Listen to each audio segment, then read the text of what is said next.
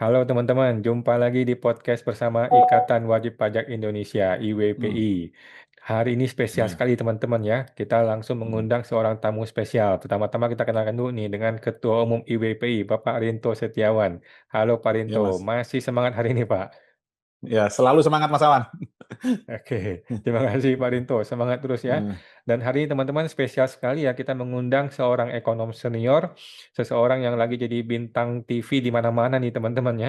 Di hmm, seluruh dunia persilatan ekonomi di Indonesia ini lagi ramai hmm, diperbincangkan ya. Eh, Yaitu Bapak Yanuar Rizky. Halo Pak Yanuar, apa hmm, kabar hari ini Halo Pak? Mas. Sehat-sehat Nah, Pak? sehat Mas, Alhamdulillah. hmm, Baik-baik ya Mas, dan ya, Mas Tinto juga. Ya. ya, ya. Baik, terima kasih Pak Yanuar sudah bersama kita ya, teman-teman. Bagi yang belum tahu, silakan cek aja ke mana-mana ya, ke Instagram, ke YouTube, semua sudah kenal beliau Hmm, ya. Dan podcastnya beliau ini adalah makanan sehari-hari bagi kita semua nih, orang-orang yang di dunia ya, pajak ekonomi juga tahu ya. hmm, Jadi kita terinspirasi teman-teman kemarin dengan salah satu podcastnya hmm, beliau ya, Pak Yanuar, dia di Abraham Samad Speak Up. Sudah 100.000 orang yang nonton teman-teman ya. Ancaman hmm, krisis di depan mata, ini gawat ya. Rupiah semakin terperosok, daya beli semakin menurun ya. Jadi dari Pak Yanuar lah kita paham mengenai apa itu mantap, apa itu maut dan sebagainya ya. Nah, hmm, jadi sekarang kita mau minta penjelasan nih langsung dari Pak Yanuar kepada kita semua teman-teman, dengan adanya krisis di depan mata, rupiah yang lagi goyang menuju 20.000, bahkan ada yang sampai ke 25.000, ininya hmm, meramalnya, dan juga bagaimana hubungan ini nanti larinya ke politik dalam negeri, dan bagaimana juga Pak dampaknya bagi wajib pajak. Nah, silakan Pak hmm, Yanuar. Baik, pertama begini ya. Pertama kalau kita lihat ya, tahun lalu itu mungkin dari IWPI ini juga cukup paham ya, bahwa tahun lalu itu ya, kan sebetulnya APBN kita terlambat ya. Nah, kemudian juga lambat. setelah itu ada beberapa program efisiensi anggaran, refocusing Ya, anggaran dan sebagainya lah. hmm, Nah, inti soal pada waktu itu kan sebetulnya terjadi yang namanya penurunan penerimaan negara. Ya, ya, jadi ya, penurunan penerimaan negara berarti kan dia meningkatkan jurang fiskal. Jadi ada jurang betul. fiskal ini kalau penerimaan turun, kemudian Hmm, dikatakan saja belanjanya tetap, defisitnya melebar, ya jurang fiskalnya melebar. betul. Apalagi kalau penerimaannya turun, belanjanya Hmm, naik, berarti kan jurang fiskalnya tambah lebar, ya. betul. Hmm, Nah, saya ingin mulai dulu dari apa yang dikatakan oleh Menteri Keuangan. Pada waktu itu Menteri Keuangannya masih Ibu Sri Mulyani ya. Jadi betul. artinya dalam rapat dengar pendapat dengan Komisi 11 di DPR, kalau saya nggak salah itu di bulan November atau Desember 2024 ya. Hmm, Jadi artinya informasi ini secara publik sebetulnya sudah muncul ketika rapat dengar pendapat itu. Ya, jadi pada waktu itu Menteri Keuangan mengatakan bahwa Indonesia akan mengalami peningkatan hutang jatuh tempo di tahun oke. 2025, 2026, 2027. Hmm, Jumlahnya secara rata-rata 830 triliun. Jadi kan ada yang 850, ada yang 30, ya hmm, rata-rata deh 830. ya, Walaupun hmm, kalau kita buletin ke atas ya rata-rata 850 gitu loh. ya, Nah, kemudian pada waktu itu dalam rapat dengar pendapat ada pertanyaan gitu terkait dengan hutang jatuh tempo ini bagaimana menyelesaikannya. Nah, jawaban Menteri Keuangan pada waktu itu dia mengatakan bahwa terkait dengan hutang jatuh tempo kita kadang-kadang tidak menyadari sebetulnya sudah terjadi proses revolving yang smooth gitu. Nah, kan bahasanya begitu ya. Jadi artinya hmm, apa sih revolving itu? Revolving itu artinya bahwa hutang lama yang jatuh tempo akan dibayar dengan hutang baru. Ya, jadi artinya di revolving itu ya ya, ditukar lah hmm, dengan hutang baru. Ya, ya, gali lubang tutup lubang lah kalau bahasa ya, gampang. Jadi artinya ya, ya, saya ada hutang ya kalau misalnya hmm, kita mau kaitkan sama rumah tangga, saya misalnya ya, pakai kartu kredit. Kartu kredit hmm, saya mentok nih karena saya nggak bayar. hmm, Jadi artinya saya kena ya, kena batas plafon. atas, Kan saya ya bisa aja limit, ngomong, kena limit. Saya hmm, bisa aja ngomong ke hmm, banknya, eh, tolong dong dinaikin limitnya lagi. Kalau itu kan oh, namanya restructuring. Ya, jadi artinya ah, oke, direstrukturisasi, plafonnya dinaikin. Jadi hmm, revolving itu kan bisa bisa restructuring, bisa juga hmm, memang proses buyback gitu ya. Bisa ya, juga memang nukar dengan hutang baru. gitu loh. Hmm. Nah, jadi artinya revolving yang dalam pengertian di sini adalah ditukar dengan hutang baru. Jadi artinya kalau saya misalnya kartu kredit, saya macet di bank A, saya diambil alih oleh bank B. Sebetulnya kan dengan bank A, saya selesai hutangnya, tapi jadi saya punya Ya, hutang dulu dengan bank B. oke. Tapi kan tentu di dunia ini pasti ada harganya segala sesuatu, entah itu Iya. bunganya mahal gitu ya, entah itu memang ada apa ya ada hal-hal yang jadi negosiasi baru lah. Nah, pada waktu itu saya sendiri sudah komentar di mana-mana gitu ya. Saya bilang sebetulnya ada dua persoalan. Satu adalah pelemahan daya beli. Jadi artinya menurut saya penerimaan negara yang turun itu akibat target pajak dari postur penerimaan yang di tahun APBN 2025 kan tidak tercapai. Betul. Artinya turun. Nah, kalau turun itu menurut saya itu sinyal terjadinya masalah terhadap dua hal. Satu, daya beli. Kedua, daya usaha. Gitu loh. Jadi artinya kalau kita bicara daya beli, turunnya PPN itu menunjukkan daya beli yang turun. Tapi kalau kita kaitkan antar perusahaan, itu daya usaha. Artinya kan sebetulnya kalau PPN-nya terkait konsumsi itu daya beli masyarakatnya turun. Kan artinya kalau PPN yang diterima turun, berarti konsumsi juga turun. Gitu loh. Betul. Kedua, bisa juga itu terjadi akibat belanja antar perusahaan, jadi supply chain, yang memang menurun. Gitu ya. Jadi artinya saya bilang bahwa ini sinyalnya adalah terjadi daya beli yang turun. Kedua, terkait dengan daya usaha. Artinya kalau daya beli turun, berarti perusahaan-perusahaan juga mengalami penurunan pendapatan. Gitu ya, jadi artinya di sisi itu. Nah, pada waktu itu Menteri Keuangan pada yang waktu itu juga Menteri Keuangan Sri Mulyani menyanggah ya banyak karena bukan hanya saya, ada beberapa ekonom yang mengatakan pelemahan daya beli. Dia mengatakan tidak ada pelemahan daya beli. Pokoknya intinya semua baik-baik saja. Tapi kan satu yang tidak bisa dipungkiri bahwa rilis APBN kitanya pun molor di tahun 2025. Ya, ya. Nah, tahu-tahu di Februari 2025 muncullah MSCI ini yang sekarang lagi rame ini kan di saham. Jadi di 2026, Pak? 2025 dia 2025 udah keluar. Oh, Jadi 25 dulu. Oh, udah. kalau Mas Rinto dan Mas Awan ingat gitu ya, di 2025 tahun lalu di Maret itu bursa juga mengalami auto halting tiga kali sama dengan kemarin mengalami auto halting tiga kali. Jadi terkena circuit breakers-nya gitu ya. Nah, itu juga sama didahului oleh informasinya MSCI gitu ya. Nah, MSCI pada waktu itu mengatakan bahwa posisi portofolio di Indonesia yang dalam indeks mereka, strategi investasinya tuh direbalancing. MSCI ini kan bukan fund manager, dia kan lembaga riset, lembaga rating saham yang dijadikan referensi oleh para fund manager lah, termasuk juga mungkin retail juga mereferensi dia. Nah, dia bilang Indonesia strateginya tuh direbalancing dari long ke short.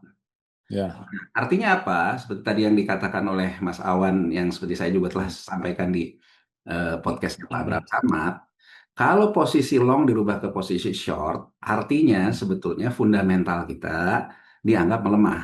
Nah, kalau MSCI kan dia merating saham, artinya dia menganggap kekuatan fundamental emiten dalam menghasilkan laba itu melemah, gitu ya. Nah, ini sebetulnya segaris juga dengan yang saya katakan bahwa ada persoalan terkait dengan daya beli. Artinya kan pendapatan yang turun berdampak ke korporasi, kemudian juga berdampak juga ke supply chain-nya, berdampak ke PPH-nya, gitu ya. Nah, kalau misalnya saja informasi itu tidak benar, kan sebetulnya sesuai dengan aturan Undang-Undang Pasar Modal di negara manapun, MSCI kan bisa dikatakan menyebarkan berita bohong atau berita tidak benar. Kan yang ada cuma saling bantah di permukaan ya, pemerintah. tapi bukan tindakan regulator, tindakan otoritas. Kan kalau pemerintah sangat confidence ya sebetulnya OJK bisa langsung masuk mengatakan bahwa kamu salah, datanya dari mana gitu. Kan yang ada cuma perang statement gitu ya. Jadi akhirnya sebetulnya ketika terjadi sampai kena circuit breaker tiga kali, itu kalau sesuai dengan aturan pasar modal, kalau informasinya benar, ya memang koreksi itu dianggap wajar. Gitu loh. Karena kan informasinya terkait dengan informasi yang berpengaruh terhadap semua saham. Nah, jadi dari sisi itu, saya kemudian juga mengatakan, dan saya udah beberapa kali mengatakan, jauh sebelum ini pun saya di zaman presidennya masih Pak Jokowi gitu ya. Jadi artinya di Juni 2026-an gitulah, itu saya pernah mengatakan bahwa Indonesia ini akan mengalami resiko fiskal cliff atau jurang fiskal yang tinggi. Saya mengatakan bahwa fenomena yang sudah mulai muncul di 2023. Jadi gini, Mas Rinto dan Mas Awan ya. Di 2023, jadi kita tuh kan 2022 itu mengalami pemulihan pasca COVID. Iya. Jadi kalau kita lihat angkanya, tax buoyancy kita, jadi artinya pertumbuhan ekonomi diikuti oleh pertumbuhan pajak. Kan kalau angkanya di atas 1, berarti itu positif kan? Artinya Iya. pertumbuhan ekonomi diikuti oleh pertumbuhan pajak. Ya, saya tidak memungkiri bahwa di tahun 2022 kondisinya oke. Jadi artinya boleh dibilang setelah COVID itu kita boleh bilang di 2022 itu kita mendapatkan windfall. Gitu ya, Oh. artinya windfall-nya datangnya dari mana? Satu, karena pasca COVID, ya, banyak negara melakukan front loading. Jadi artinya negara-negara itu mengalami kecemasan. Karena kan sebenarnya gini, Mas Rinto dan Mas Awan ya, kita harus ingat ya bahwa kalau kita mempelajari sejarah dunia dari mulai sejarah dunia ini di era modern, bahwa yang namanya krisis itu sesuatu yang berulang-ulang terjadi. Yes. Gitu loh. Dan kemudian kalau kita lihat lagi gitu, imperialisme apapun bentuknya sesuatu yang sebetulnya dari dulu ya begitu terus. Jadi artinya perebutan sumber daya yang beda. Kalau era dulu perang fisik, kalau sekarang eranya perang moneter. Jadi seperti juga tadi topik yang ditawarkan tentang moneter gitu ya. Jadi kalau setelah era Bretton Woods Agreement tahun 1944, memang dunia ini berubah posturnya. Jadi posturnya itu bahwa sejak Bretton Woods 1944 yang kemudian melahirkan Bank Dunia, melahirkan IMF, sebetulnya dunia ini sudah meratifikasi kita nggak usah perang lagi deh, damai-damai aja gitu. Tapi sebetulnya dari Bretton Woods Agreements itu terciptalah yang namanya ruling currency atau bracket currency. Jadi SDR IMF itu, Special Drawing Right IMF itu, dari artinya cadangan devisa yang mengacu mata uang IMF lah. Tapi mata uang IMF itu ada basket currency-nya, jadi uang yang dalam keranjangnya. Itu yang disebut dengan Special Drawing Right IMF. Nah, Bretton Woods Agreement itu karena Amerika Serikat menang perang, tapi tentu alasannya bukan karena menang perang.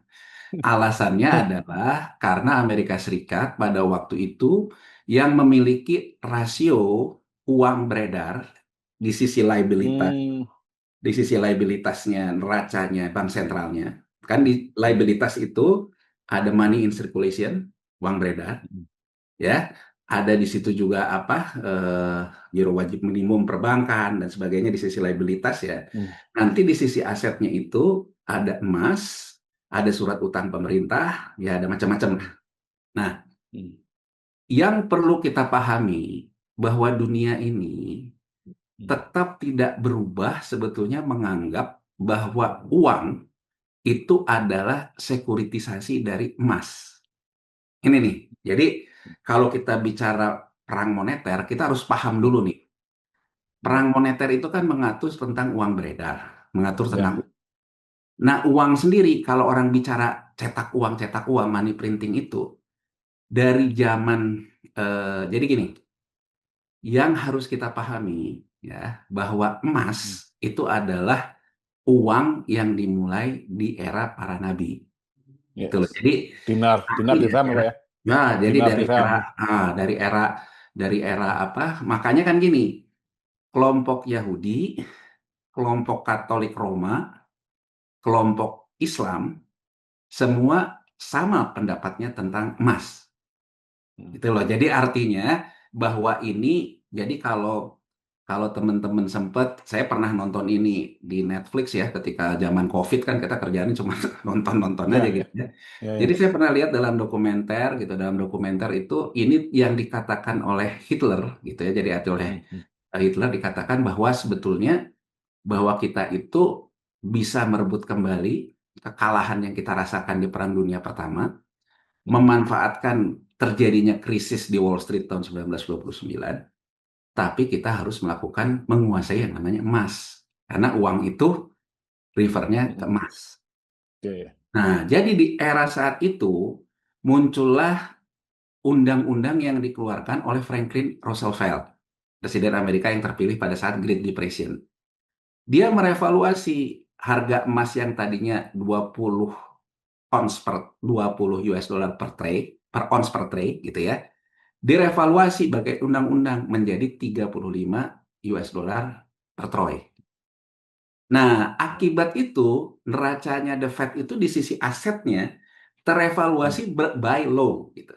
Jadi kalau misalnya saya tadinya punyanya itu cuma emas itu 100 lah, tinggal kaliin Ya. 100 kali 20 ya Hmm. 2.000 kan. Karena Ya. evaluasi harganya pakai undang-undang 35 menjadi 25. 3.500 kan gitu. Terus ya. Nah, Hmm.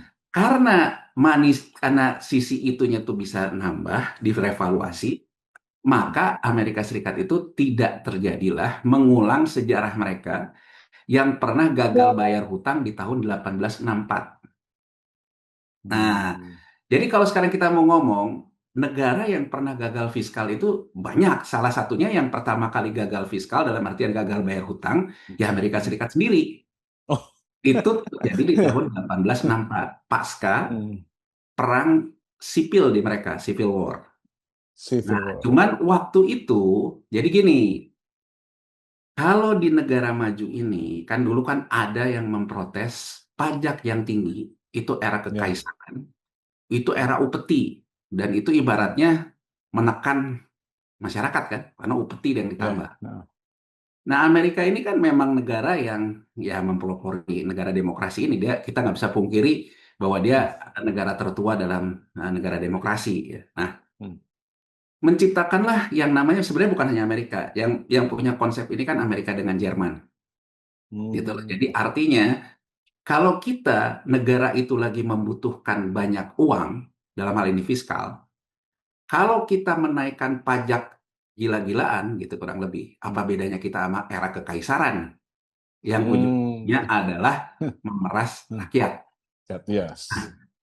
Hmm. Tapi gimana dong caranya? Gimana caranya itu salah satunya ya udah kalau gitu kita minjem uangnya rakyat. Hmm. Jadi kalau kita ngomong konsep pertama kali dari surat utang itu Hmm. adalah instrumen negara dengan warga negaranya. Kita belum bicara nih Hmm. globalisasi dulu nih, Mas Awan Ya. sama Ya. Mas Ya. Vito, ya. Jadi artinya Ya. di tahap awal sejarahnya muncul yang namanya hutang itu Hmm. adalah instrumen antara Hmm. negara dengan warga negaranya. Hmm. Kalau itu terkait dengan pajak, kalau Hmm. tidak terkait dengan pajak, hutang, Hmm. gitu loh. Bedanya Hmm. apa? Kalau pajak cost, artinya biaya Cost. bagi warga Hmm. negaranya.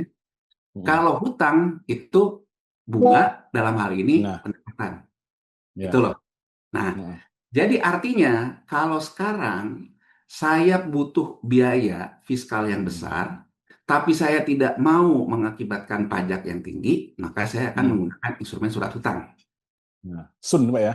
sun Sun. atau apapun. Nah. Nah, intinya adalah makanya kalau teman-teman lihat banyak orang yang mengatakan kalau ekonominya lagi melambat, bebasin aja pajak, pajak turunin agar ada terjadi relaksasi. Hmm. Nah, ini konsep yang sebenarnya berkembang dari era ini nih. Jadi artinya kalau kita ingin mengakibatkan Hmm. ekonomi itu terhambat karena terlalu banyaknya dalam tanda petik upeti dan Ya. pajak, maka Ya. pajak Ya. direlaksasi. Nah, cara kita Hmm. menyerap uang masyarakat yang berlebih, Hmm. Hmm. kita Hmm. berhutang ke masyarakat.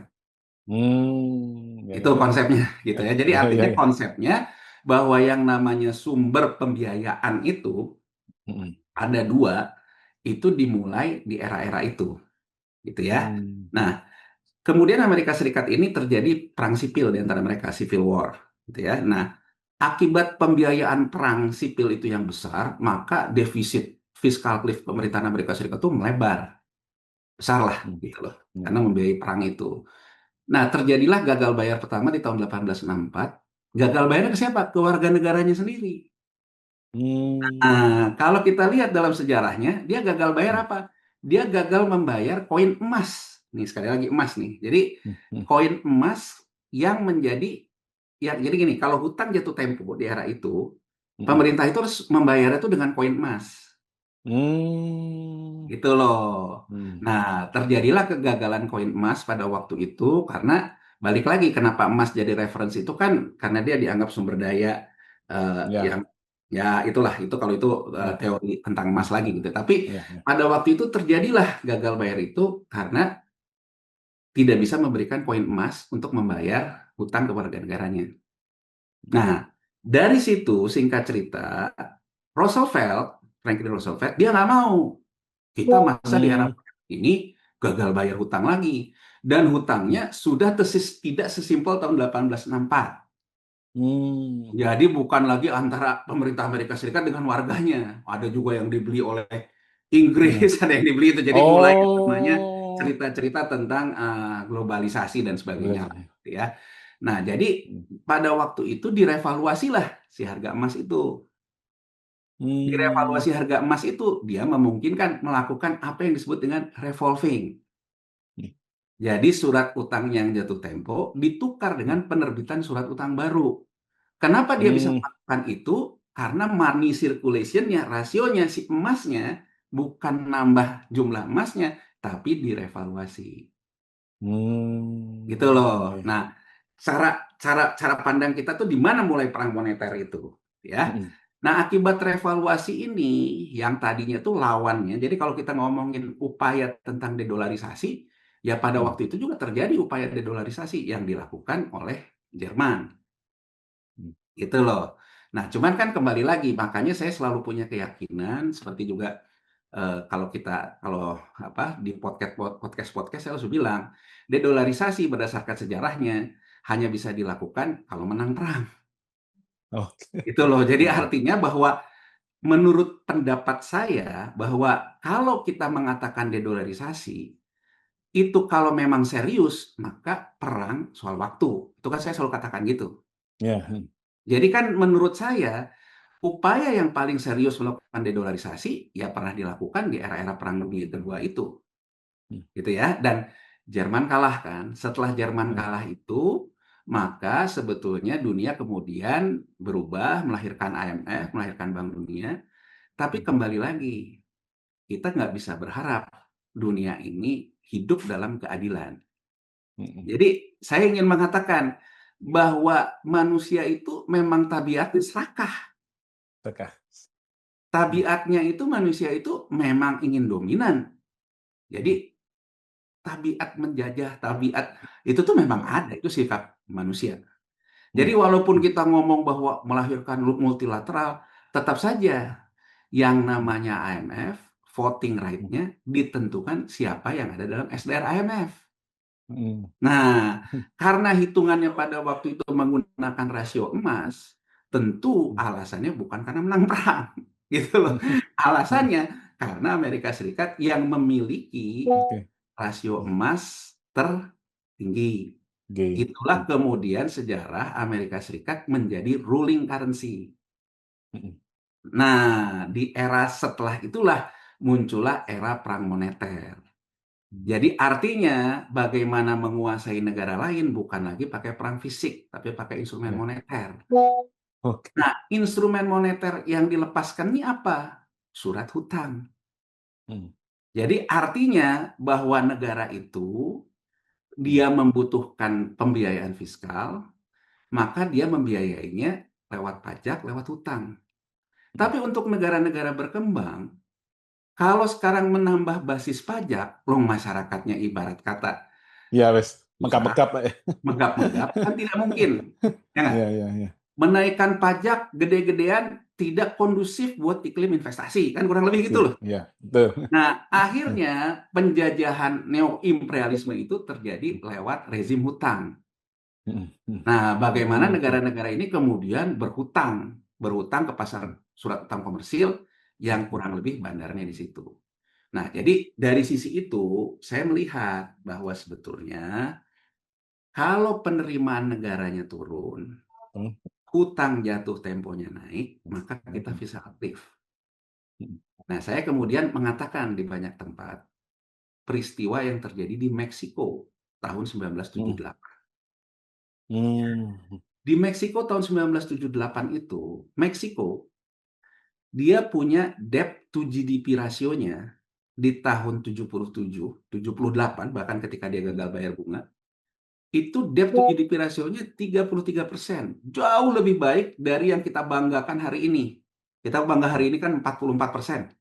Ya, ya. Jadi kalau Menteri Keuangan Purbaya mengatakan, harusnya kalian tuh muji-muji saya loh. Debt to Ya. GDP ratio saya tuh 40%. Ya kan? Nah, Di negara lain 60%, Singapura 100 nah. dan sebagainya. Terus, ya.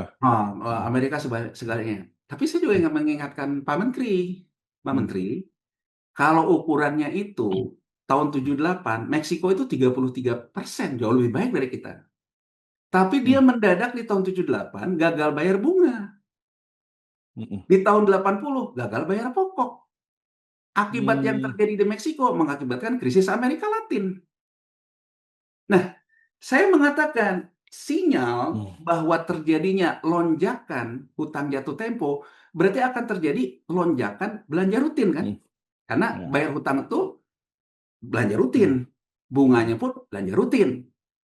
Nah, terus saya mengatakan kalau di 2024 hutang barunya itu kan cuman hutang yang jatuh temponya itu 400 triliun. Jadi saya poinnya pada waktu itu mengatakan kalau 850 dua kali lipat untuk hutang jatuh temponya sendiri. Belum bunganya 550 kan. Ya. Jadi artinya kita bilang 1.400 urusan hutang sendiri. Peningkatan yang luar biasa itu dari 400 di 2024 hutang jatuh temponya di 2025 menjadi 800. Ada lonjakan belanja. Di saat yang sama penerimaan negara kita di pajak turun. Jadi saya mengatakan hati-hati nih Indonesia nih di 2025, 2026, 2027 akan mengalami fiscal cliff.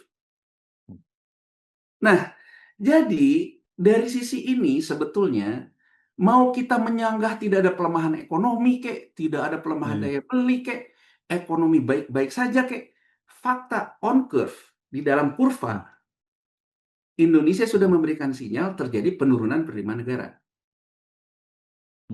Indonesia sudah mengalami sinyal adanya lonjakan terkait dengan belanja negara.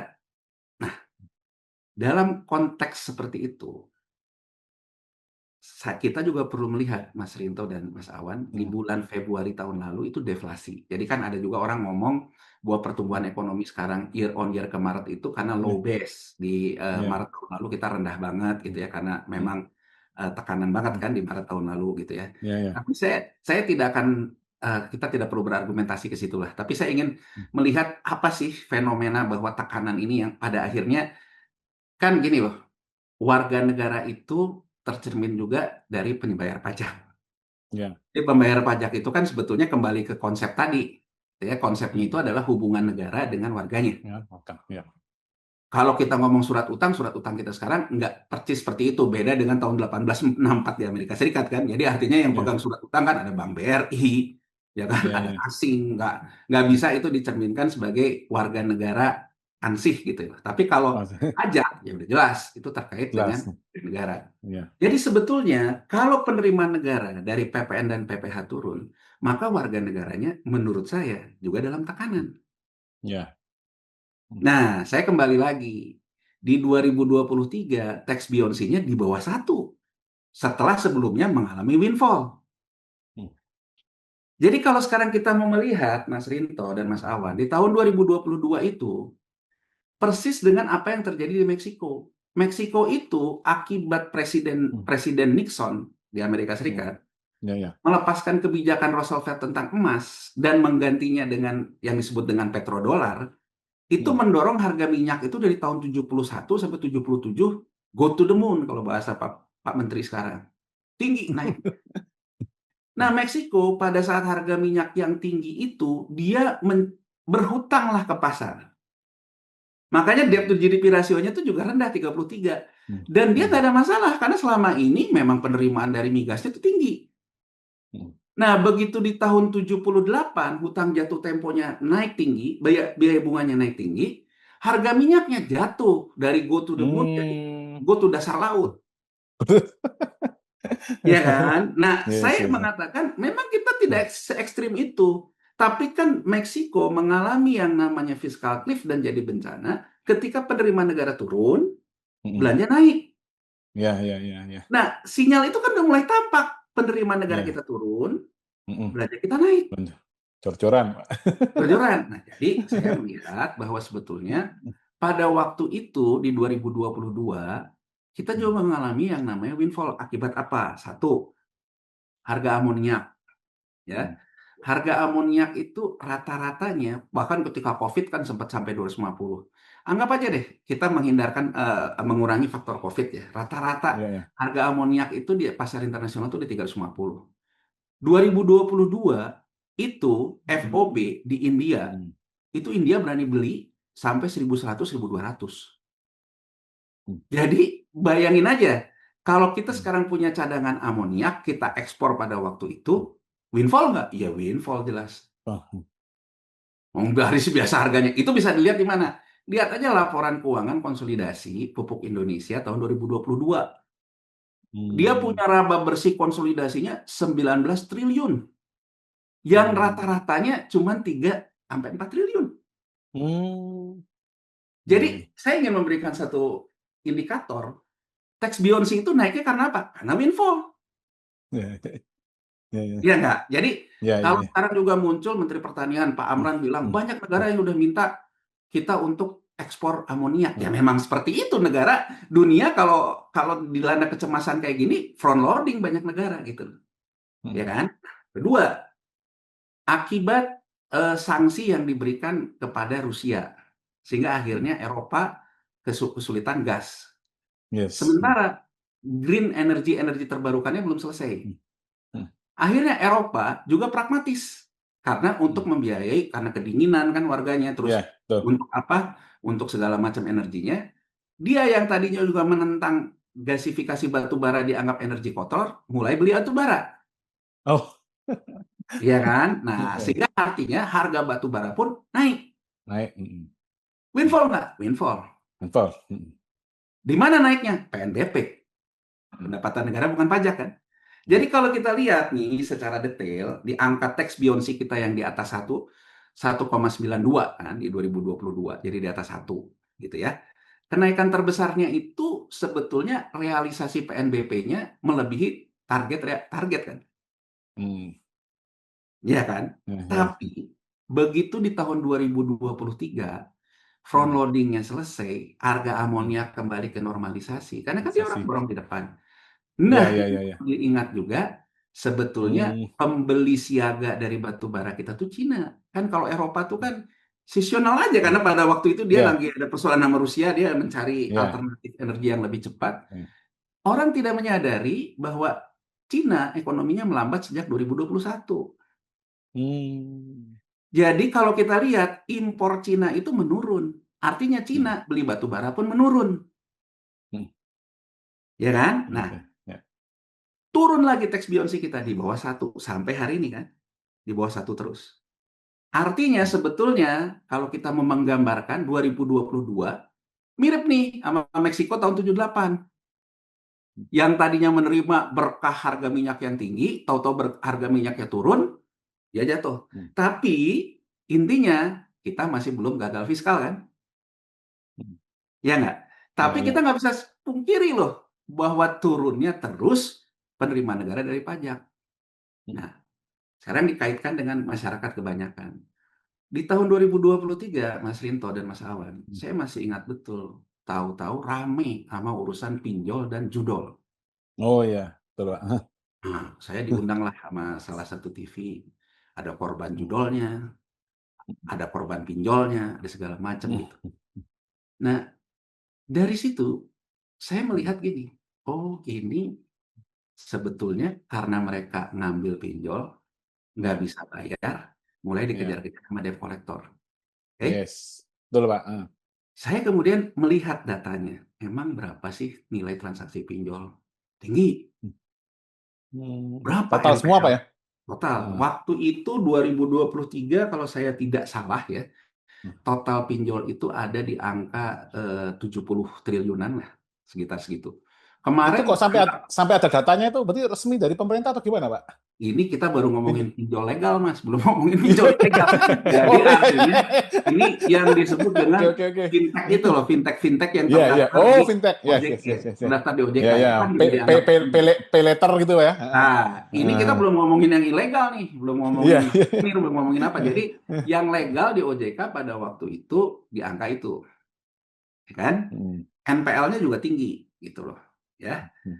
Nah, kemudian saya mengatakan sebetulnya intinya adalah kenapa banyak dikejar-kejar debt collector ini? Karena mereka macet di pinjolnya, mulai ditagih. Ada yang mulai perang. Wah, yang orang nggak tahu-tahu karena ada namanya dalam kontak kan begitu Oh ya. ya, ya, ya, betul Pak. Dikepung. Kehebohannya kemudian, kehebohannya Ah, lagi terkait dengan judul dan ah, sebagainya. ya, ya. Nah, Nah, saya dari 2023 mengatakan, nih hati-hati nih. Ini udah ada hmm. fenomena maut, makan utang. Mau Gitu loh, tentang. makan Iya. utang. Hmm. Dan saya bilang sejak 2019 sebelum COVID terjadi sinyal mantap makan tabungan. Mantap kan? Oh. Jadi Pak, tadi belum disebutkan Pak, berapa angka yang pinjol tadi Pak, yang resmi tadi? Itu belum disebutkan pinjol Pak, di sekitar tahun berapa? 2023 nilai transaksi totalnya kalau saya nggak salah tuh waktu itu udah 70 triliunan. 7 betul dia, siap. Nah, NPL-nya udah 3, sekian. Ah, ya, 3, ya. hampir 3,5 atau 3 berapa gitu dari 2023. Hmm. Eh, nanti kalau butuh datanya nanti saya kasih karena saya agak Siap. lupa di 2023 berapa. Ya. Nah, ketika 2019 ya data LPS itu menunjukkan tabungan ya yang paling menguasai jumlah uang beredar di deposito itu yang nominalnya di atas 5 miliar ke atas Oke. yang tumbuh. Heeh. Jadi yang tabungannya bertambah tuh yang nilainya tuh 5 miliar ke atas Hmm. ya. Ya. Tapi dari populasinya itu nggak sampai 2%-an tuh nggak sampai gitu. Jadi Oke. hampir 90% masyarakat kita tuh punya tabungan dalam kategori 100 juta ke bawah. Oke. Jadi sisanya tuh Ya, ada 100 juta ke 1M, 1M ke ya, 5, ya, ya, tapi ya, ya. yang tumbuh besar tuh 5 ke atas. Nah, sekarang kita bicara yang 100 juta ke bawah. 100 juta ke Hmm. bawah itu di tahun 2019 terjadi penurunan saldo rata-rata yang mengendap Ya, ya. dari 21 juta menjadi 19 juta. Jadi kurang lebih Hmm. orang dalam populasi yang punya uang di bawah 100 juta, kan ada yang uangnya itu mengendap 80 juta, Ya, ada yang ya. nol, gitu ya. Ya, ya. Pokoknya dirata-ratakan nasional, rata-rata mengendapnya itu 21 juta sebelum 2019. Di 2019 terjadi penurunan menjadi 19 juta. Artinya sudah ada fenomena makan tabungan kan, 2 juta. Ya, ya. Ya kan? Nah, Hmm. atas dasar itu menurut saya tax Beyonce yang di 2022 itu ya semu karena windfall yang aku jelasin tadi loh, Oke. Sinto Ya, ya, sama ya, ya, ya. kawannya. Karena Begitu di kenaikan harga. 2023 ketika suasana normal lagi ketahuan Hmm. penyakitnya. Oke. Penyakitnya itu memang ternyata daya beli kita bermasalah. Artinya kalau makan tabungan, tabungannya udah habis, makan utang kan? Yes. Utangnya udah habis nggak ada plafon nggak bisa bayar, dikejar-kejar debt collector. Jadi saya mengatakan di 2023 hati-hati nih, fenomena ini bukan sekadar keresahan sosial. Ya, ya, ya. Tapi ini satu indikator bahwa sebetulnya kita punya masalah struktural Hmm. terkait daya beli yang melemah. Dari Hmm. dua hal, makan tabungan yang terlihat dari saldo rata-rata tadi, Hmm. makan utang yang terlihat dari NPL pinjol yang naik, Hmm. dan kemudian dikejar-kejar debt collector. Ya, yang menarik, di Februari tahun lalu, di 2025, angkanya itu kan deflasi. Makanya kan low base pertumbuhan ekonomi kita rendah yang tahun lalu Yes. dibandingin sekarang. Nah, kita lihat nih, dalam deflasi itu, emas inflasi. Hmm. Jadi pada waktu itu, saya memberikan kontra-argumen kepada Menteri Keuangan Sri Mulyani, yang kemudian mengatakan tidak ada pelemahan daya beli. Daya beli kita biasa baik-baik saja. Saya memberikan kontra-argumen. Kalau daya beli baik-baik saja, kenapa deflasi? Dan kemudian sudah mulai timbul indikasi adanya ketidakpercayaan terhadap yang namanya menabung di rupiah dengan orang inflasi di emas. Berarti kan indikator orang memindahkan safe haven itu sudah tampak di tahun lalu. Oke. Ketika harga Ya. emas itu naik. Hmm. Dan Kalau orang bilang, oh itu FOMO aja karena harga emasnya naik terus. Ya naik terus ini kan akibat dinaikkan terus di Amerika Serikat, di bursa komoditasnya naik. Makanya pada waktu itu saya bilang, ini Amerika kalau dulu main revaluasi pakai undang-undang, sekarang revaluasinya dia dorong harga emasnya naik pakai market gitu loh. Ya, ya. Nah, orang kemudian kan mulai mengkonversi ke emas. Nah, perjalanan waktu seperti ini, tekanan daya beli ini terus terjadi, tapi terus disanggah. Nah, jadi kalau saya melihatnya, Mas Awan dan Mas Rinto, sekarang kita lihat pertumbuhan ekonomi. Ya, kalau yang mengatakan misalnya LPM UI, Ya. kok ekonominya tumbuh, sektor manufakturnya tumbuh, tapi konsumsi air dan listrik minus, kan itu ya. Dia melihatnya dari Ya. detail angka-angka. Teman-teman Celios dan sebagainya mengatakan Ya. tentang bagaimana metode perhitungan tentang PMTB, pembentukan modal tetap bruto, gitu ya. Ya saya sih nggak ke situ deh. Saya mencari angle lain. Angle lain anggap aja gini. Anggap aja itu memang benar, ya. Yang menjadi pengungkitnya itu apa? Dikatakan sendiri oleh Menteri Keuangan ketika dia rilis ya. Yang jadi pengungkitnya adalah MBG, KDMP. Artinya pertumbuhan ekonomi ini didorong oleh government spending. Ya, government Yes. spending. Nah, saya ingin memberikan data. Konsumsi masyarakat dalam GDP kita selalu bertumbuh kalau investasinya itu elastis terhadap pertumbuhan ekonomi. Jadi gini, PMTB yang menjadi determinan faktor peningkatan pertumbuhan ekonomi di PDB-nya selalu diikuti oleh pertumbuhan konsumsi. Ya, ini bahasa modeling nih. Tapi kalau bahasa sederhana, bahwa kita membutuhkan investasi agar orang punya pekerjaan. Kalau orang punya pekerjaan, punya daya beli. Bahasa. Tapi kalau bahasa modelingnya, ini terkait dengan kalau investasi itu meningkat, maka jadi determinan ke PDB, konsumsinya juga naik. Nah, kita mempunyai satu alert sebetulnya, investasi itu pengaruhnya, determinan faktornya terhadap PDB itu melemah sejak 2017. Digantikan oleh siapa? Oleh belanja pemerintah. Jadi sebetulnya pola-pola seperti ini nih terjadi sejak era pemerintahan Jokowi. Ya kan? Artinya peran determinan faktor itu sudah diambil alih oleh pemerintah. Yes. Tapi datanya menunjukkan elastisitas konsumsi terhadap pertumbuhan ekonomi pun melambat. Jadi kurang lebih aku ingin mengatakan, kalau KDMP, kalau MBG, kalau Mas Awan, Mas Rinto, kebagian 5 titik MBG, dapur SPBG, kebagian 2 proyek gudang KDMP, aku yakin saya Mas Awan dan Mas Rinto akan mengatakan, bener, ekonomi baik-baik saja kok, pertumbuhan ekonomi terjadi. Iya. Nggak usah kita ngomongin, ya Anda pasti akan ngomong pertumbuhan ekonomi baik-baik saja. Karena Anda kecipratan uangnya. Yes. Gitu loh, Anda kecipratan uangnya. Tapi kalau Anda tanya, aduh, Mas, gara-gara ada MBG, sekarang tuh anak-anak nggak jajan di kantin. Saya kepaksa tutup, Mas, kantin saya. Artinya, Mas Rinto yang dapat SPPG sudah menjadi predator. Yes. Membunuh warung di sekolah. Jadi ekonomi selalu bicara, ada yang diuntungkan, ada yang dirugikan. Jadi kalau Menteri Keuangan Purbaya mengatakan, ekonom-ekonom yang nyinyir itu karena dia nggak punya kerja atau dia tetangganya nggak punya kerja. Yes, Pak Menteri. Yes. Yes. Yes. Artinya Anda sendiri mengakui bahwa MBG juga menciptakan orang yang tidak bekerja dong, artinya. Kurang lebih loh ya. Kurang lebih saya ingin mengatakan itu loh, bahwa MBG ternyata belum mampu menjawab untuk menyerap lapangan kerja secara luas. Sekarang saya membaca konseptualnya apa? Kontekstualnya, coba kita lihat. Realisasi anggaran kita, silpanya, sisa anggaran lebihnya. itu 17 triliun kan. Rendah loh.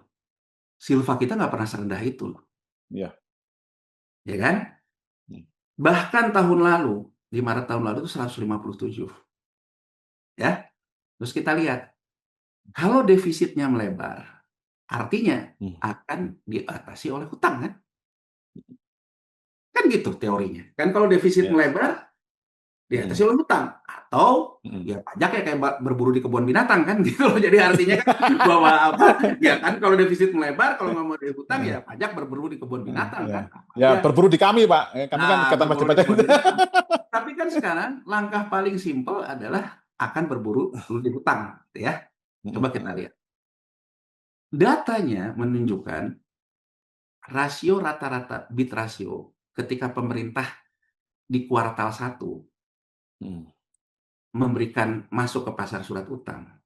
Kalau pemerintah butuh 100, yang masuk itu 250, 2,5 kali. Itu rata-rata. Bulan apa tuh, Pak? Di Bulan? kuartal 1, Kuartal 1, 2. 2025, 2024 ke belakang. Oke. Jadi Ya. kalau kita lihat rata-ratanya itu 2,5 kali. Oke. Jadi kalau sekarang kita mau ngomong SAL yang diributin itu kan akumulatif dari Silpa. Silpa itu akumulatif dari mana? Dari front-loading hutang. Jadi kurang lebihnya kan gini loh. Kalau sekarang saya masuk ke pasar surat utang. Oh, yang minat 250. Udah deh, saya ambil semua deh. Mumpung bunganya murah kek, atau front loading kek, siapa tahu nggak dapat di kuartal 2, kuartal 3. Nah, sisa-sisa silpa dari front loading hutang ini, itulah masuk ke SAL kan? Yes. Jadi kan kalau kita lihat sekarang ya kita uji aja. SAL kita itu dari kelebihan pajak atau dari kelebihan pembiayaan dari hutang. Menurut saya dari kelebihan pembiayaan dari hutang. Betul loh. Ya kan? Karena di front loading. Nah, di Maret 2026 kemarin, rata-rata bid rasionya tuh 1,46 loh. Hampir turun setengah loh, Mas. Jadi artinya di saat penerimaan negara kita tambah turun, belanjanya tambah naik, tapi minat orang untuk membiayai defisit ini menurun. Kalau dulu masuk 100, masuk 250, 2,5 kali. Sekarang butuh 100, yang masuk 140. Nah, kalau kita lihat lagi datanya, dalam penyerapan SBN di kuartal 1 ini, yang naik Bank Indonesia. Bank umum domestik mulai turun. Apa yang bisa kita baca, Mas Rinto dan Mas Awan? Kita membutuhkan asing. Sementara asingnya tetap tidak beranjak, malah masih turun sedikit di SBN ini. Ini yang bisa menjelaskan kenapa rupiahnya melemah. Artinya bahwa asing ini melakukan repricing. Kalau sekarang SBN itu, maaf ya Mas, kalau sekarang SBN itu terkait dengan repricing itu terkait dengan suku bunga yang ditentukan oleh pasar uang antar bank di US dollar, ya, artinya kalau sekarang kita mengatakan bahwa SBN-nya dicekek oleh Bank Indonesia, bank umum di domestik, yield-nya pun bisa ditahan di sekitar 6,7, 6,8, masuk ke pasar surat utang baru di harga segitu. Rupiahnya dibuat melemah ini, seolah-olah asing tuh mau ngomong, oke, saya boleh aja masuk. Tapi sekarang suku bunga pasar uangnya itu US dollar segini. US Treasury aja dalam dolar udah 4,24,5. Nah, angka yang paling presisi kita melihat ini tuh apa? Bank BNI. Bank BNI itu kemarin global bond US dollar yang dia terbitkan 2021 jatuh tempo. Jumlahnya 500 juta US dollar. Masuklah dia ke global bond US dollar di Singapore Exchange sejumlah 700 juta US dollar. Yang jadi lead pemberitaan, asing masih percaya sama Bank Himbara, pemerintah.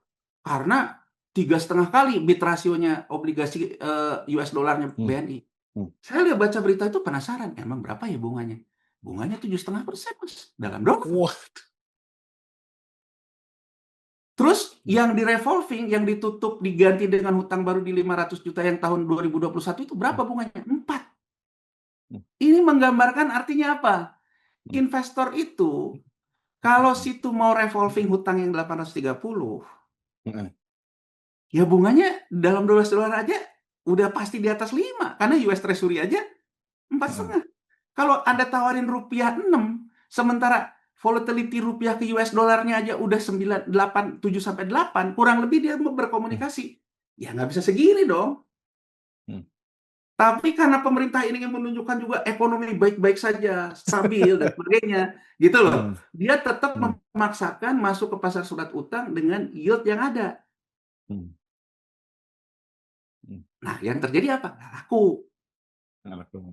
Nah, nggak laku. Semakin dia, tapi di depan kurva, orang melihat Indonesia cepat atau lambat membutuhkan asing lagi untuk membantu dia.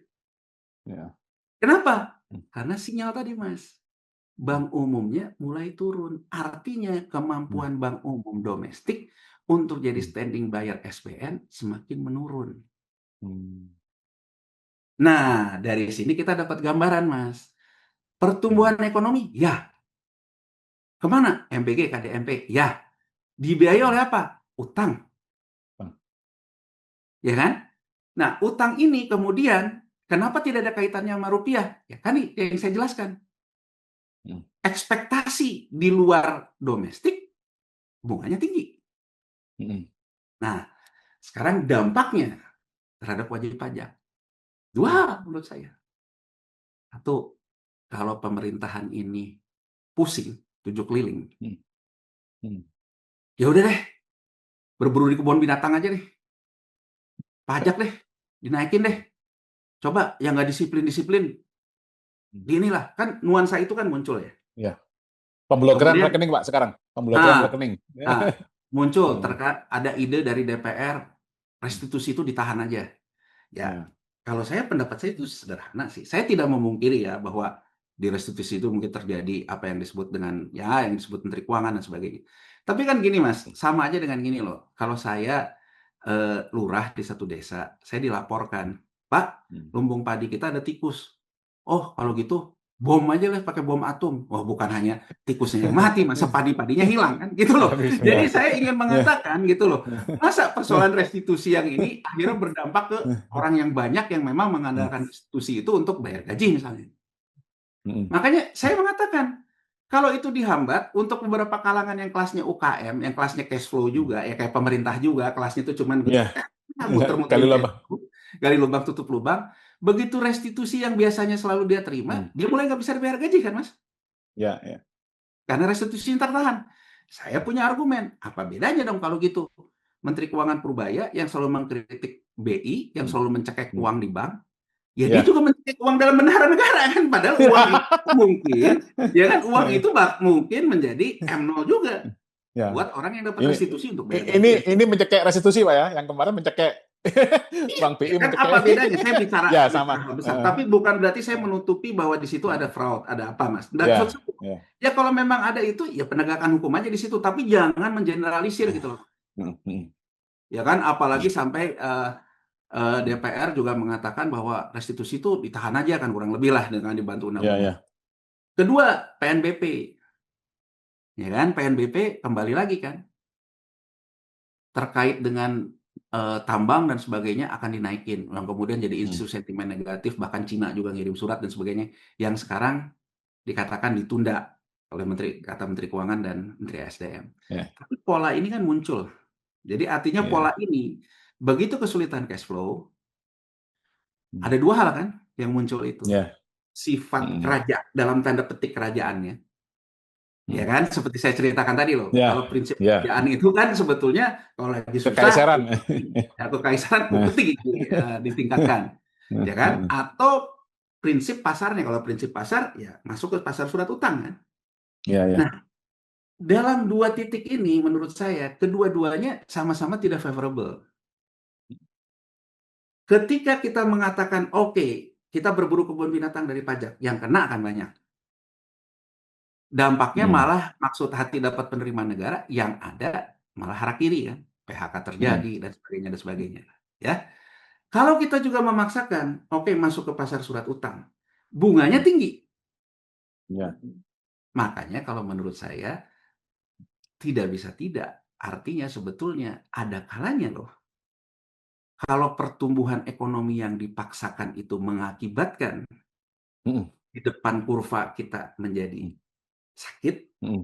kan Mhm. lebih baik kita menahan pertumbuhan ekonomi. Yes. Jadi kalau sekarang Menteri Keuangan mengatakan survival zone, artinya harusnya Presiden ini mulai mengatakan sense of crisis. Dia harus mengatakan dong kepada seluruh warga negaranya.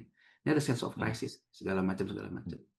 Nah, artinya menurut saya yang paling make sense belanjanya Mhm.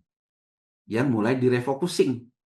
Ya. Jadi artinya kita harus realistis gitu. Mana yang paling Mhm. punya efek multiplier? Misalnya makanya saya menyoroti gini loh. Ketua Bappenas mengatakan MBG itu jauh lebih penting dari penciptaan lapangan kerja. Waduh, menurut saya bahaya ya. Jadi artinya Bahaya. statement itu mudah-mudahan hanya bercanda. Tapi susah kita mengatakan bercanda kalau yang diutarakan dalam pidato sebuah pejabat negara kan gitu Ya. loh. Ya. Jadi kalau menurut saya yang akan terjadi dan dampaknya ke wajib pajak yang tadi dikatakan, Mhm. ini akan muncul kemungkinan berburu di kebun binatang. Mhm. Iklim ini akan menjadi tidak kondusif buat wajib pajak ya, Mhm. ya kan? Ujung-ujungnya daripada pusing, saya bubarin aja deh pabrik saya kan kurang lebih gitu loh. Yes. Ya kan? Jadi Ya. saya ingin kembali kepada teori terdasar gitu. Mhm. Yang seperti saya katakan tadi, ada tikus di lumbung padi kalau kita pakainya bom atom, yang ada lumbung Mhm. padi kita hilang semua. Ya. Nah, kalau sekarang caranya misalnya satu ya, kalau yang saya lihat Mhm.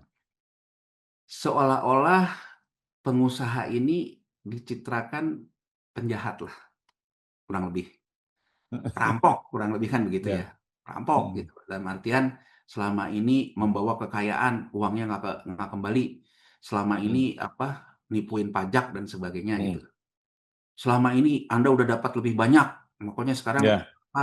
akan dinaikin PNBP-nya. Ya menurut saya logika sederhananya, semakin Anda kuat, Anda akan semakin capital outflow. Mhm. Jadi saya ingin Mhm. menggambarkan gitu, kalau orang ditekan kayak gini, Mhm. dia akan keluar capital outflow. Ke tengah dikit, aduh saya ini masih kelasnya kelas receh. Ya udah deh, kalaupun saya bertahan di sini, saya tutup dulu deh usaha saya deh. Uangnya udah deh saya simpan di dolar aja deh, karena penurunan aset saya. Saya nunggu deh sampai ekonomi baik, kurang lebih begitu kan? Ya Ya. kan? Ya. Nah, yang ini mulai dihentikan kan? An- Transaksi falas tanpa underlying dari Ya. 100.000 ke Ya. 50.000 ke 25.000. Ya. Nah, tadi kan membaca dari sudut pandang politiknya. Mhm. Artinya ketika BI mengatakan underlying dari 100.000, 50.000, kemudian ke 25.000, itu mengkonfirmasi bahwa rupiah tidak dipercaya di dalam negerinya sendiri. Ya. Artinya untuk kelas yang di dalam negerinya sendiri sudah capital outflow meskipun tetap diperbankan dalam negerinya. Mhm. Kelas yang lebih gede mungkin sudah capital outflow keluar. Mhm. Nah, ini menurut saya akhirnya kita terputus mata rantai solidaritas antar kelas. Pajak ini secara filosofi adalah transaksi negara dengan orang yang berlebihan kan. Ya. Hanya ada taraf progresif. Direstribusikan untuk orang yang kekurangan. Ya nggak? Yes. Kalau sekarang orang yang punya duit, misalnya Mas Rinto, Mas Awan, Mhm. ya kan? Ya udah deh daripada saya usaha, restitusi aja Mhm. susah, segala macam susah, saya berhenti aja deh. Mas Mhm. Rinto dan Mas Awan tutup, pengusaha baik-baik bayar PHK-nya, Mhm. Mhm. ya kan?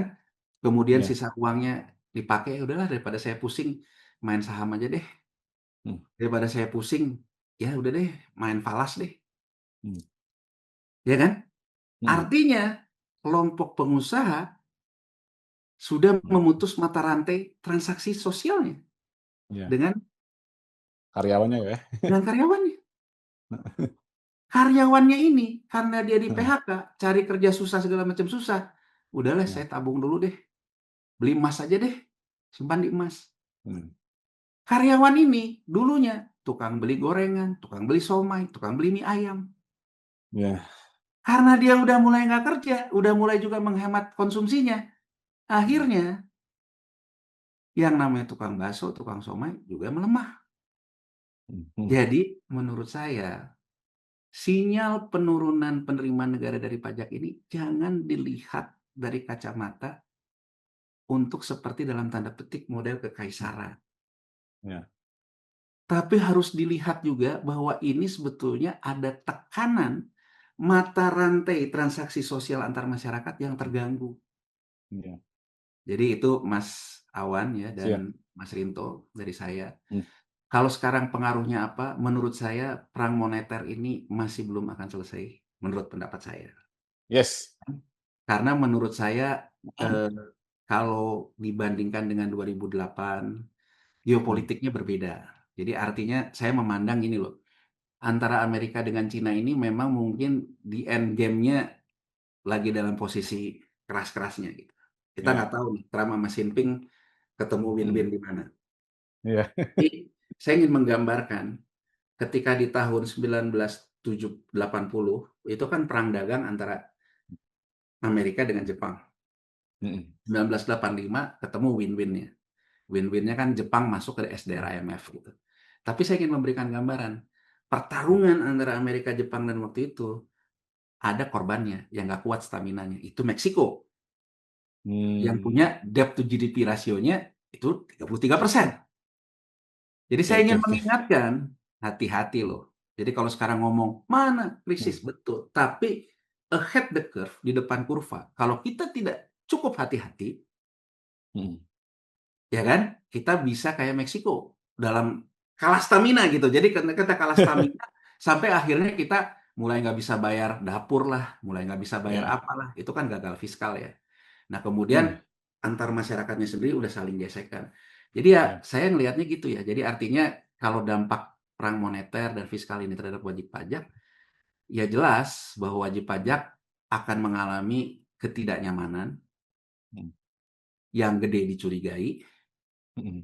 yang kecil merasa apa-apa dipajakin. Ya. Kalau nggak nyaman, orang akan menghindari. Ya kalau gitu saya mendingan menghindari aja lah, biar saya nggak jadi objek Hmm. pajak. Kan kurang lebih begitu ya.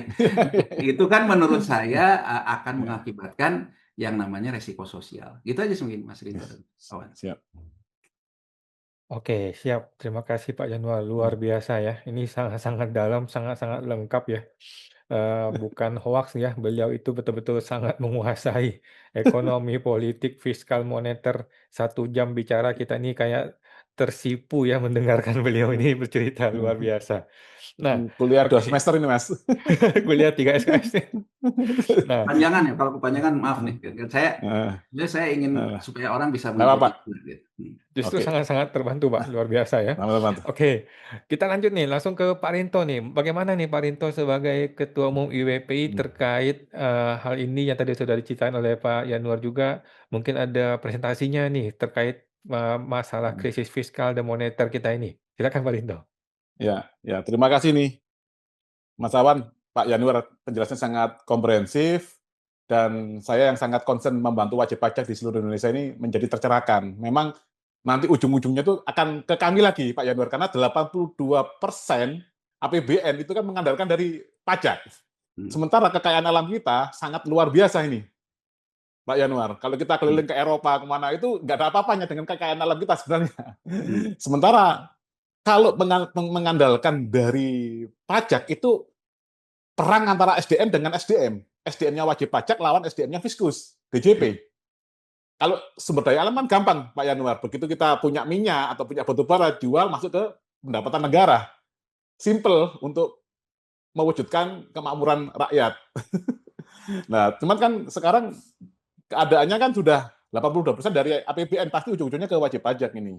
Dan sangat terima kasih ternyata Pak Yanuar ini sudah sampai mengamati sampai ke tahun 1864 dan lain-lain. Ini sangat luar biasa Pak Yanuar, dan kami sebagai dari wajib pajak juga memang sudah konsen sampai ke masa lalu. Ini apakah benar Ini yang dikatakan guru saya Cak Nun, apakah ini sudah terjadi memang penjajahannya itu penjajahan ekonomi.